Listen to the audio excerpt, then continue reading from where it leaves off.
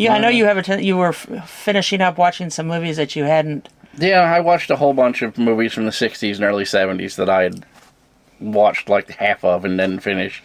So I finished a bunch of those. I watched, it was like The Red Altar or something like that. And then I watched the Vampires.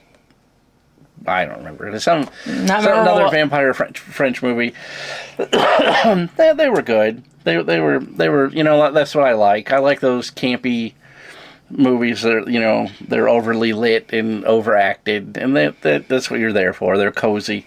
It is interesting that when you were playing something, and I was like, is that a movie from the 70s or the 80s? Because it had the way that they were acting and the tonal inflection, because I was working at my sewing machine, so my back was to the television. And I was like, that's got to be a 60s or 70s. But I think you said it was later than that, and I was surprised. Oh, was that The Love Witch? That may have been what you were watching. Yeah. And he said, oh, that's from a couple years ago. Yeah, it was from like 2019, I think. And I'm like, well, they nailed the 60s, 70s 100% horror genre. The thing I appreciate about that movie is that it's supposed to be like that late 60s kind of groovy thing, and it does it really well.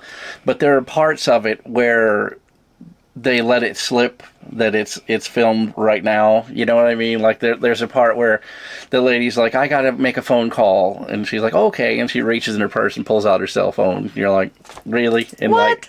like 1967 they would have that. So I mean, it's tongue in cheek, and it's done on purpose, but it was. I really appreciate it. I thought it was a really good movie. It's very, if you're into those kind of like color saturated 1960s style movies, that The Love Witch is really good. It's kind of silly in the plot, and a lot of times you're just like shaking your head like, man, this can't be real.